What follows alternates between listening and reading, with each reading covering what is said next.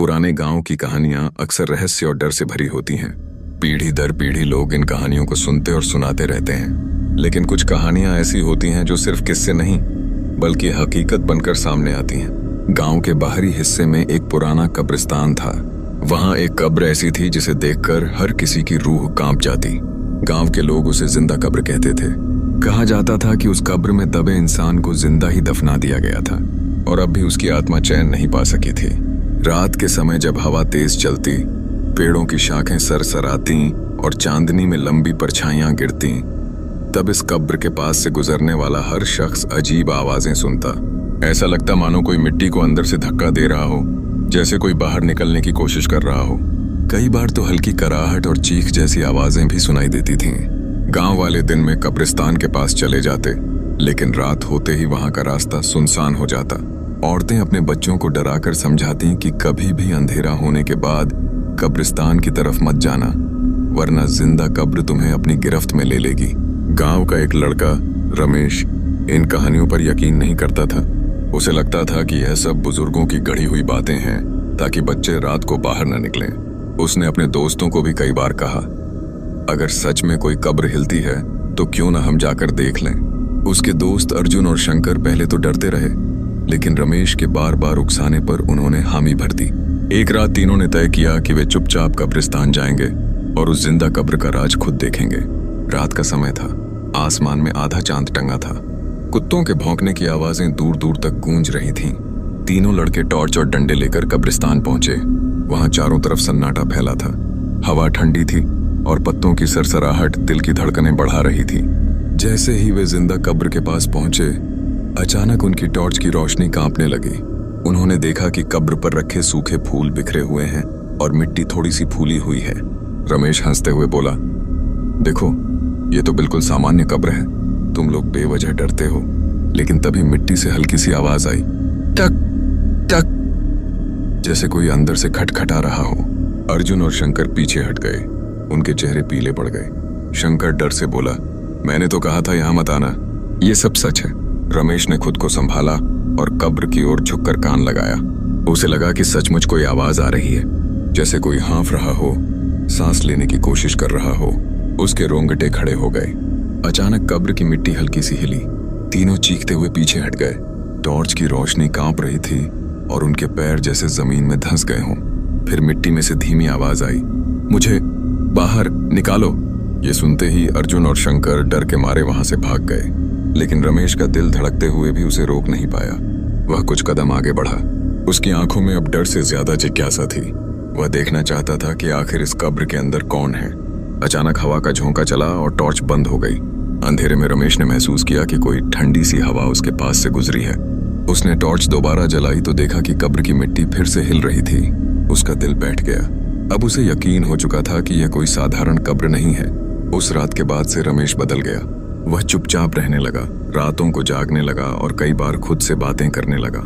उसके दोस्तों ने देखा कि अब उसकी आंखों के नीचे काले घेरे हैं और चेहरा पीला पड़ गया है। गांव वाले धीरे धीरे समझने लगे कि रमेश पर उस जिंदा कब्र का असर हो चुका है। और फिर एक रात जब सब सो रहे थे, रमेश अचानक गायब हो गया। सुबह उसकी तलाश हुई तो उसका शरीर उसी कब्र के पास पड़ा मिला। आंखें खुली थीं, जैसे उसने आखिरी वक्त तक किसी चीज को घूरा हो। चेहरे पर डर का ऐसा भाव था जिसे देखकर गांव वालों की रूह कांप गई। लोग कहते हैं कि रमेश ने कब्र की आवाज का जवाब दे दिया था, और जो भी उस आवाज का जवाब देता है उसकी मौत पक्की हो जाती है। उसके बाद से जिंदा कब्र और भी खतरनाक लगने लगी। रमेश की लाश जब कब्र के पास मिली तो पूरे गांव में हलचल मच गई। लोग बड़ी संख्या में वहां इकट्ठा हुए। उसकी आंखें खुली हुई थीं और चेहरा डर से जम गया था। कोई कह रहा था कि वो कुछ देख रहा था, कोई कह रहा था कि उसके ऊपर किसी आत्मा का साया था, लेकिन सबके दिलों में एक ही डर था, जिंदा कब्र अब खून मांग रही है। गांव के बुजुर्गों ने कहा कि बच्चों को रात में घर से बाहर न निकलने दिया जाए। औरतें अपने बच्चों को सीने से चिपकाए बैठी थीं। पुरुषों के चेहरे पर भी सहम का साया साफ झलक रहा था। अर्जुन और शंकर, जो उस रात रमेश के साथ गए थे, अब कांपते रहते थे। उन्होंने किसी को ठीक से कुछ नहीं बताया, बस इतना कहा कि कब्र सचमुच हिल रही थी और उसमें से आवाजें आ रही थीं। यह सुनकर गांव वालों की रूह कांप गई। गांव का एक बूढ़ा आदमी, जिसका नाम हरनाम था, बोला, मैंने अपने बाप दादा से सुना है कि इस कब्र में सालों पहले एक आदमी को जिंदा दफना दिया गया था। वह आदमी गांव का ही था, लेकिन उस पर चोरी और कत्ल का इल्जाम लगा था। लोगों ने पंचायत लगाई और बिना कुछ साबित किए उसे सजाए मौत दे दी। कहते हैं कि जब उसे दफनाया गया तब वो जिंदा था और दया की भीख मांग रहा था। गांव वालों ने सुना तो सन्न रह गए। अगर ये सच था तो उस बेचारे की आत्मा अब भी चैन ढूंढ रही थी। लेकिन सवाल ये था कि रमेश की मौत कैसे हुई। उसकी सांसें तो रात में ही थम गईं और शरीर पर किसी तरह का घाव भी नहीं था। ऐसा लग रहा था जैसे किसी ने उसकी रूह को खींच लिया हो। रमेश की मौत के बाद लोग कब्रिस्तान के पास से गुजरने से भी डरने लगे। रात में वहां का माहौल और भी खौफनाक हो गया। हवा का हर झोंका जैसे कराहने की आवाज लाता। कभी मिट्टी हिलती, कभी धीमी आवाज आती। मुझे बाहर निकालो। गांव के जवान लड़के अब रात को पहरा देने लगे, लेकिन कोई भी उस कब्र के पास जाने की हिम्मत नहीं करता था। एक रात अर्जुन के घर पर अजीब हादसा हुआ। वो कमरे में अकेला सो रहा था। अचानक आधी रात को उसे लगा जैसे कोई उसके कान के पास फुसफुसा रहा हो। आवाज आई, अर्जुन दरवाजा खोलो। उसकी आंखें खुल गईं। कमरा अंधेरे में डूबा था। उसने सोचा कि शायद सपना है, लेकिन आवाज फिर आई, अर्जुन मैं बाहर हूं, दरवाजा खोलो। उसका दिल तेजी से धड़कने लगा। उसने हिम्मत जुटाकर दरवाजा खोला। बाहर कोई नहीं था, सिर्फ ठंडी हवा अंदर आई। लेकिन तभी उसे दूर से वही कब्र की दिशा में कराहने की आवाज सुनाई दी। उसका शरीर कांपने लगा। उसने तुरंत दरवाजा बंद किया और खुद को बिस्तर में लपेट लिया। लेकिन अब उसे नींद नहीं आई। उसे ऐसा लग रहा था जैसे कोई उसे लगातार घूर रहा हो। अगली सुबह अर्जुन का हाल बहुत खराब था। आंखें सूजी हुई थीं, चेहरा पीला पड़ चुका था।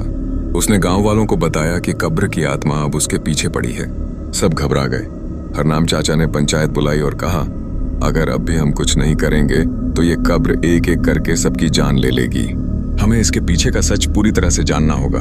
पंचायत में यह तय हुआ कि गांव के कुछ लोग मिलकर रात में कब्र के पास बैठेंगे और देखेंगे कि वहां क्या होता है। अर्जुन डर के बावजूद उनके साथ जाने को तैयार हो गया। उस रात मशालें लेकर 5 लोग कब्र के पास पहुंचे। हवा भारी थी और पेड़ों की टहनियां अजीब तरह से हिल रही थीं। सबने कब्र के चारों ओर घेरा बना लिया। पहली कुछ घंटों तक सब सामान्य रहा, लेकिन जैसे ही आधी रात हुई, मिट्टी फिर से हिलने लगी।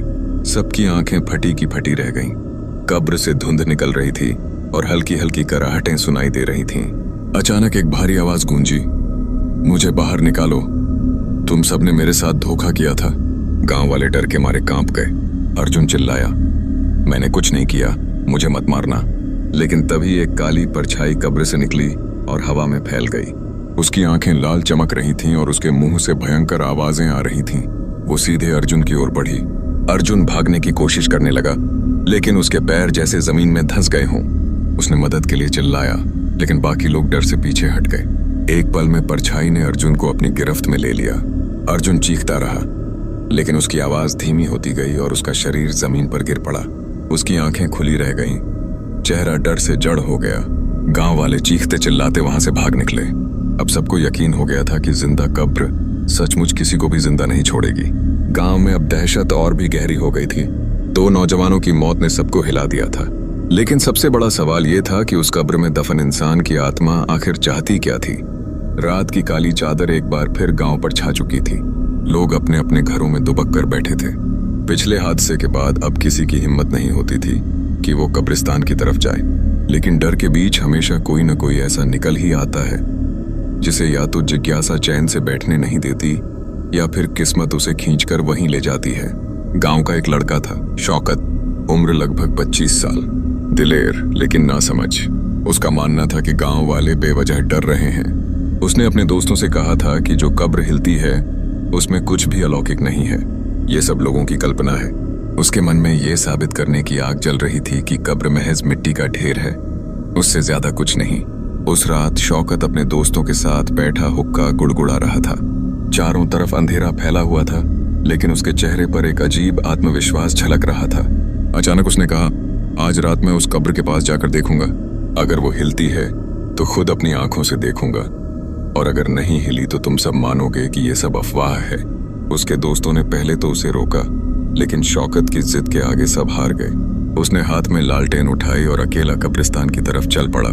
हवा ठंडी थी, पेड़ों की डालियां आपस में टकराकर खड़खड़ाहट पैदा कर रही थीं।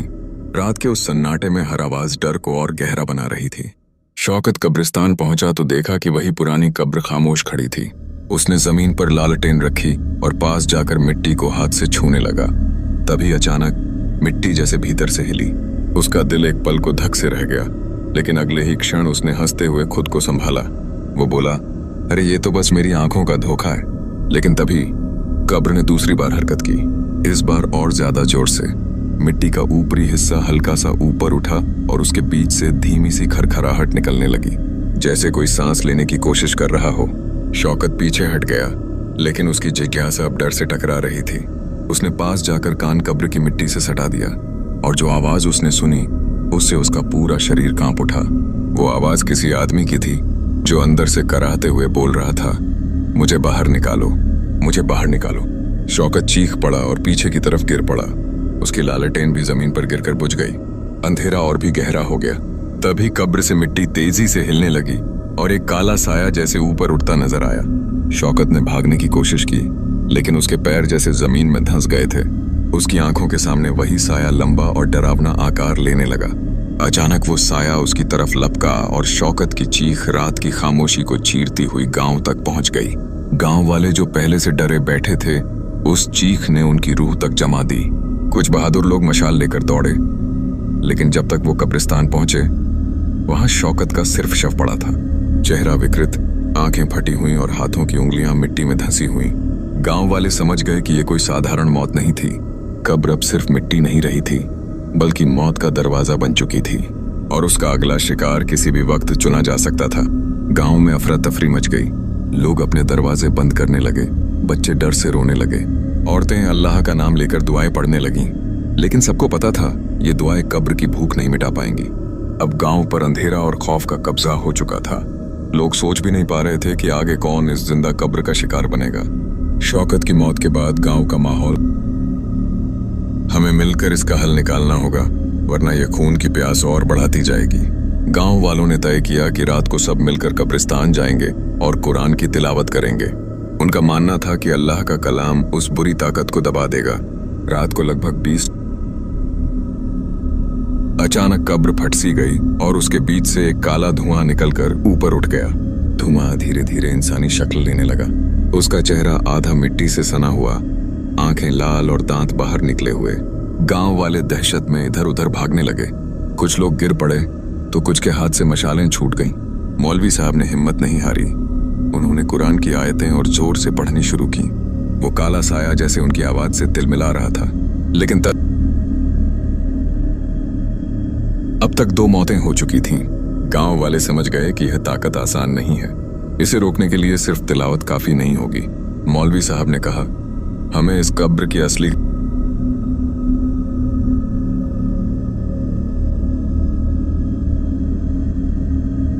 गांव अब मौत और खौफ के साए में जी रहा था। लोग रात को दरवाजे बंद करके भी चैन की नींद नहीं सो पाते थे। कब्र की हलचल और मरे हुए लोगों की चीखें जैसे हवा में तैरती रहती थीं। हर कोई सोच रहा था कि आखिर उस कब्र में कौन सा राज दबा है। मौलवी साहब ने गांव के सबसे बूढ़े इंसान हकीम रहमान से मिलने का फैसला किया। रहमान बूढ़ा इतना हो चुका था कि बिस्तर से उठ भी नहीं पाता था, लेकिन उसकी आंखों में बीते जमाने की कहानियां दबे पड़ी थीं। जब मौलवी साहब ने उससे कब्र का जिक्र किया तो उसके चेहरे का रंग उड़ गया। उसने कांपती आवाज में कहा, उस कब्र में एक राज है जो कभी किसी को नहीं बताना चाहिए था। आज वो राज खुल चुका है, इसलिए ये खौफ फैल रहा है। रहमान ने धीरे धीरे सारी सच्चाई बयां की। कई साल पहले गांव का एक आदमी था, सरवर। वो बेरहम और लालची था। उसने गांव के मासूम लोगों पर जुल्म किया, औरतों को सताया और बच्चों को तकलीफ दी। लोग उससे तंग आ गए थे, लेकिन जब उसके गुनाह हद से बढ़ गए तो गांव वालों ने उसे सजा दी। सरवर को जिंदा ही कब्र में दफनाया गया। उसे सड़ने के लिए नहीं, बल्कि अपनी चीखों के साथ मिट्टी तले दब जाने के लिए छोड़ दिया गया। उसकी मौत दर्दनाक थी और शायद इसी वजह से उसकी रूह चैन नहीं पा सकी।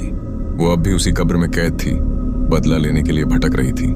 ये सुनकर मौलवी साहब समझ गए कि इस रूह को रोकने के लिए सिर्फ तिलावत नहीं, बल्कि उसका गुनाह कबूल कराना और माफी दिलाना जरूरी है। अगली रात मौलवी साहब, रहमान और कुछ बहादुर लोग मशालें लेकर कब्रिस्तान पहुंचे। पूरा गांव खिड़कियों से उनकी तरफ देख रहा था। सबको पता था आज या तो खौफ खत्म होगा या फिर और लाशें बढ़ेंगी। मौलवी साहब ने कब्र के पास बैठकर जोर से कुरान की तिलावत शुरू की। हवा भारी होने लगी, कब्र हिलने लगी और उसमें से वही काला धुआं बाहर निकला। इस बार वो और भी गुस्से में था। उसने चीख मारी और पेड़ों की डालियां टूटने लगीं। लेकिन मौलवी साहब नहीं डरे। उन्होंने जोर से पुकारा, सरवर, तेरे गुनाह का बोझ तुझे चैन नहीं लेने दे रहा। अल्लाह से माफी मांग, वरना तेरा अजाब कभी खत्म नहीं होगा। काला साया कांपने लगा। उसकी आंखों से लाल रोशनी झपक रही थी। तभी हकीम रहमान ने कांपती आवाज में कहा, ऐ सरवर, तेरे जुल्मों का गवाह मैं हूं। हमने तुझे जिंदा दफनाकर तुझे सजा दी थी, लेकिन तेरी रूह को कैद करके हमने भी गुनाह किया। आज मैं तुझे माफ करता हूं। ये सुनते ही काले साए की चीख आसमान को चीरती हुई निकली। कब्र जोर से फटी और उसमें से आग सा धुआं ऊपर उठा। पूरा कब्रिस्तान हिलने लगा। फिर अचानक सब शांत हो गया। कब्र अब बिल्कुल स्थिर थी, जैसे उसमें कभी कोई हलचल हुई ही ना हो। गांव वाले जो दूर से देख रहे थे दौड़कर आए। सबने राहत की सांस ली। मौलवी साहब ने कहा, अब ये रूह चैन पा चुकी है, लेकिन याद रखो, किसी इंसान पर जुल्म करके उसे इस तरह की सजा देना कभी हल नहीं होता। उसके गुनाह की सजा अल्लाह ही देता है। गांव में धीरे धीरे शांति लौट आई। लोग फिर से अपने घरों में चैन से सोने लगे। लेकिन वो कब्र आज भी वहां है। मिट्टी का ढेर अब स्थिर है, मगर हर राहगीर के दिल में डर बाकी है, क्योंकि जिसने उस कब्र की हलचल अपनी आंखों से देखी है, वो जानता है कि मिट्टी हमेशा खामोश नहीं रहती। कहानी खत्म हुई भाई, लेकिन साया अभी भी सोचने पर मजबूर करता है। क्या सचमुच वो रूह हमेशा के लिए चैन पा गई, या फिर किसी और रात कब्र फिर से हिल उठेगी?